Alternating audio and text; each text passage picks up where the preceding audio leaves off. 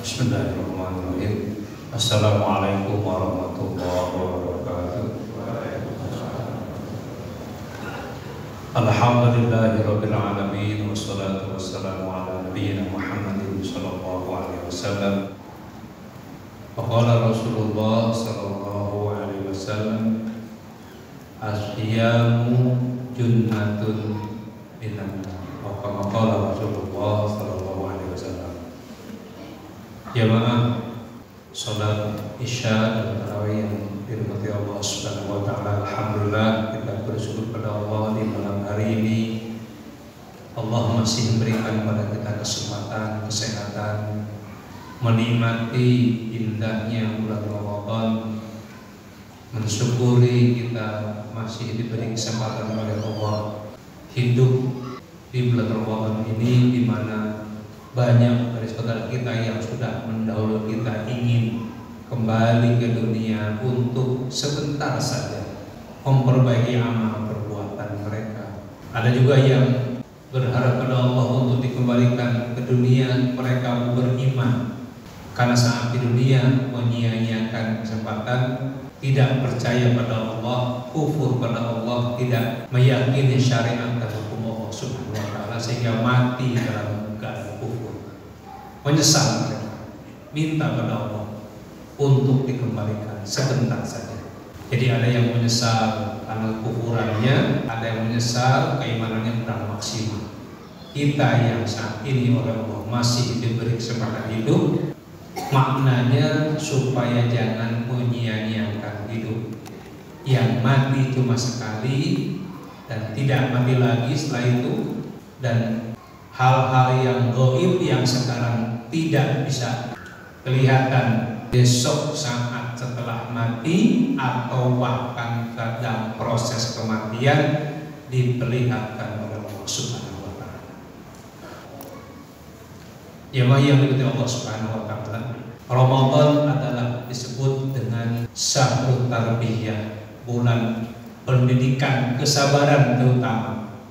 Saya ingin mengulang yang kemarin sore yang mengikuti bahwa syahrul Ramadan adalah syahrul sabri. Bulan Ramadan adalah bulan kesabaran. Sabar karena kenyataannya, kata Ibnu Mas'ud radhiyallahu anhu, bahwa iman yang tidak ada sabarnya seperti badan yang tampak lemah. Jadi gak bermakna apa-apa. Iman tanpa sabar seperti badan tanpa kepala. Dalam perkataan yang lain masih Ibnu Mas'ud radhiyallahu anhu bahwa as-sabru nisful iman. Sabar itu separuh dari keimanan. Berarti separuh bagian atasnya yang paling pokoknya. Karena keimanan tanpa sabar gak bisa, bahkan lemah imannya. Muncullah karena ketidaksabaran dalam melaksanakan keimanannya, dalam sholat terburu-buru sholatnya, dalam baca Quran terburu-buru baca Qurannya, serba terburu-buru karena gak sabar. Tidak akan mungkin ada penghafal Al-Quran kalau tidak dibarengi dengan kesabaran. Tidak akan mungkin kita pun akan melaksanakan perintah-perintah Allah dengan sempurna kalau tidak ada kesabarannya. Maka dalam hal ini, dalam hal sabar itu, Ali radhiyallahu anhu menderajatkan kebaikan menahan sabar dalam artian tidak bermaksiat kepada Allah itu lebih tinggi daripada melaksanakan kewajiban. Itu derajat sabar dalam rangka as-sabru an maharimillah, sabar dari menjaga hal-hal yang diharapkan oleh Allah, itu lebih tinggi dibanding sabar melaksanakan kewajiban. Yang paling rendah adalah sabar dalam menghadapi musibah. Karena ketidaksabaran dalam menjalani yang haram, arti menjauhkan yang haram, maka muncul korupsi, mencuri, rampok, begal. Karena tidak sabar dalam mencari yang halal, susah keluar dari cengkraman ribawi karena melihatnya instan, keuntungan yang instan. Gak sabar mencari yang halal. Dalam kita yang kaya raya yang mestinya Masya Allah kalau kita mendengar apa penjelasan dari takmir Masjid Jogokarian itu yang asal pendiriannya tahun 2003 atau 2004 itu katanya hanya ada muzakinya saat itu hanya 9 orang, dari muzaki itu ada 5 juta tapi dikelola dengan baik. Sekarang tahun 2022 menghimpunkan 3 miliar. Bukan kalau di kita barangkali masjid menyediakan iftar, menyediakan sahur, di sana bukan hanya iftar, bahkan membekali para jamaah dikasih dengan untuk ya iftar dapat, dikasih untuk sahur dapat, bahkan THR sebelum waktunya udah dapat. Bahkan sekarang punya hotel, istilahnya adalah masjid itu punya BUMN, Badan Usaha Milik Masjid. Itu yang menghidupi. Artinya masjid seperti itu saja dikelola dengan baik oleh orang-orang jujur, orang-orang baik, menimbulkan kemaslahatan, kemanfaatan untuk masyarakat sekitar menjadi sejahtera. Baru satu masjid ditiru oleh masjid yang lain seperti di Sragen dan mudah-mudahan masjid yang lain. Maknanya kalau itu masjid, bagaimanakah lagi kalau sebuah negara dikelola seperti itu? Masya Allah, itu janji Allah sudah pasti. Qul kana ahla qura amanu wa taqau la fatahna 'alaihim barakatin minas sama'i wal ardh. Kalau satu penghuni negeri, kampung atau kota atau desa ataupun negara itu beriman dan bertakwa, artinya mengelola dengan baik negara itu, kampung itu, maka janji Allah pasti terjadi. Tidak semata-mata Allah Subhanahu wa ta'ala dalam surat yang saya baca, surat Ar-Rum ayat 24 itu, bahwa bagi orang-orang sabar itu adalah panikmah badar, disiapkan oleh Allah, betapa nikmatnya, betapa indahnya dan baiknya tempat yang disediakan oleh Allah bagi orang-orang yang sabar itu. Siapa orang sabar itu? Orang yang mencari ridho Allah dalam sholatnya, dalam infaknya, dalam amal-amal soleh yang lainnya, semata-mata dilakukan karena Allah Subhanahu wa ta'ala. Sabar. Jamaah yang diberkahi Allah Subhanahu wa ta'ala, Ramadan ini kesempatan besar untuk memupuk kesabaran kita, karena seperti seekor kupu-kupu yang tentu kita ketahui sebelumnya ada dari kepompong yang asalnya dari ulat.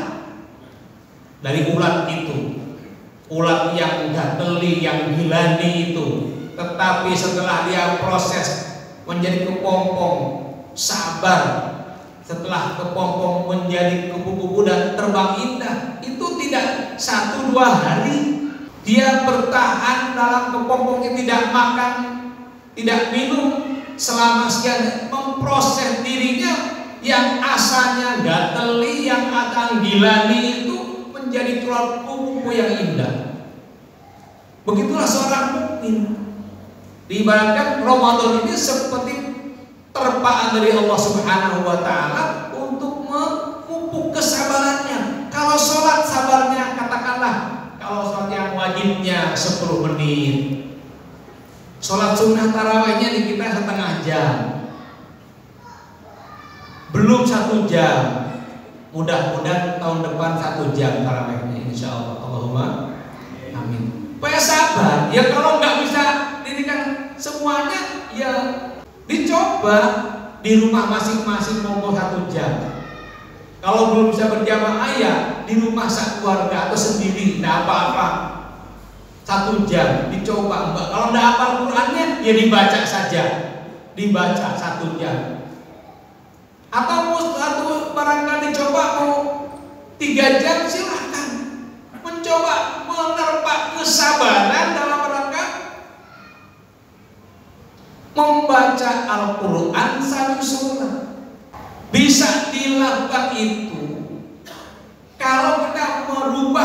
mindset kita, kalau hanya sholat itu adalah menggugurkan kewajiban, maka hijrah cepat. Tetapi kalau sholat itu adalah yang kita hadapi adalah dengan Allah, karena begitu para ulama, sholat itu adalah silatun bainal abdi wa rabbi mubasyaratan, hubungan antara hamba dan Allah langsung itu. Cuma kadang kita sering lupa sedang sholat itu. Memang begitu setan menggodanya. Tetapi saat kita khusyuk bahwa di hadapan kita atau kita sedang berhadapan langsung dengan Allah Subhanahu wa taala, dan yang maha segala-galanya, maka ketika seorang pedagang ingat dagangannya, takut ruginya, keliru. Sedang sholat itu dia sedang berhadapan dengan zat pemberi rezeki itu yang mengatur segala-galanya. Keluhkan segala keluh kesah yang kita sampaikan kepada Allah Subhanahu wa taala. Semakin banyak kita mengeluhkan, Allah makin suka. Kita mengucapkan firman-firman yang kalam-kalamnya Allah senang sekali. Jadi ketika kita menghadirkan rasa seperti itu, maka tidak akan rasa capek dan kesal. Hilangnya rasa kesal dan capek karena tergantikan dengan siapa, di hadapan siapa kita berada. Jamaah yang diberkati Allah Subhanahu wa taala, bahwa dengan sabar dan berikutnya yakin apa yang difirmankan oleh Allah, apa yang dijanjikan oleh Rasulullah, itu suatu kebenaran, diyakini. Semakin yakin apa yang dijanjikan oleh Allah dan Rasulnya, semakin sabar menempuhnya. Apapun ujian dari Allah dinikmati. Jadi kita kenal dalam Al-Quran ada seorang istri yang dibunuh oleh suaminya, sehingga istri ini menjadi manusia, salah satu manusia yang sempurna imannya, dan si suaminya menjadi laki-laki yang disebut-sebut berkali-kali dalam berbagai macam surat di dalam Al-Quran, dijadikan contoh yang buruk. Istrinya menempati surga yang paling tinggi, dianya menjadi neraka paling bawah, bahkan sampai sekarang jasadnya masih ada. Prosesnya itu saat istrinya dibunuh oleh suaminya ini, ya Fir'aun. Sehingga banyak dari kita menamakan anak kita berat kalau lihat dohirnya, siksaan yang disampaikan oleh Fir'aun sampai dibunuh. Sehingga dalam Al-Quran doa yang diabari oleh Allah, Rabbi bnili indaka baitan fil jannah, itu beliau mengucap itu adalah saat menerima siksa dari Fir'aun karena mengimani ada Tuhan selain Fir'aun dan mengatakan Rabbi wa Rabbullah. Saat disiksa dengan siksaan malah tersenyum. Kata Fir'aun, lihat orang gila ini sudah kena sihirnya Musa, mau disiksa malah senyum. Kenapa dia tersenyum? Karena dia minta pada Allah, dia sabar, dia yakin apa Allah janjikan. Yang dia pun sudah berada di istana yang paling hebat di dunia, istana Fir'aun. Tetapi yang lebih yakin lagi istana yang disiapkan oleh Allah untuk hamba-hamba yang sabar, maka minta pada Allah, Rabbi bnili indaka baitan fil jannah. Ya Allah, berikanlah kepadaku satu rumah istana yang nyaman, indaka, di sisimu ya Allah, bukan di seorang lain, di sisi Allah. Wa najini min fir'auna wa 'amdan, dan selamatkan aku dari perbuatan Fir'aun. Artinya diselamatkan, sehingga doanya ini saat siksa disiapkan oleh Fir'aun, maka Allah spontan langsung memperlihatkan saat siksa makin menderak, diperlihatkan istana yang disiapkan untuk dirinya itu. Dia tersenyum. Fir'aun tidak lihat itu, sampai wafatnya pun tersenyum. Jadi siksa yang begitu berat, tetapi begitu melihat pahala yang disiapkan oleh Allah, tidak jadi berat. Begitu pula seorang mukmin kita ini, saum yang 2-13 jam ini tidak akan jadi berat kalau lihat apa pahala yang akan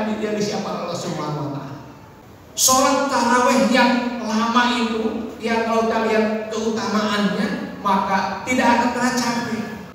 Ya tergantung memang kualitas kitanya. Kalau kita sampai di sini ya di sini. Mau saya bahwa mari para bapak, para ibu jamaah yang kita Allah Subhanahu wa taala meningkatkan Ramadan ini kesabaran kita dalam rangka taat kepada Allah, tunduk pada Allah, yakin bahwa segala apa yang Allah janjikan itu benar dan pasti terjadi. Apa yang disabdakan Rasulullah pasti benar dan terjadi. Tinggal kita meyakini dan sabar menempuhnya. Mudah-mudahan yang sedikit ini bermanfaat. Kurang-lebihnya mohon maaf. Wallahu a'lam bishawab. Subhanakallahumma rabbana wa bihamdika asyhadu an la ilaha illa anta astaghfiruka wa atubu ilaik. Walhamdulillahirabbil alamin. Wassalamualaikum warahmatullahi wabarakatuh.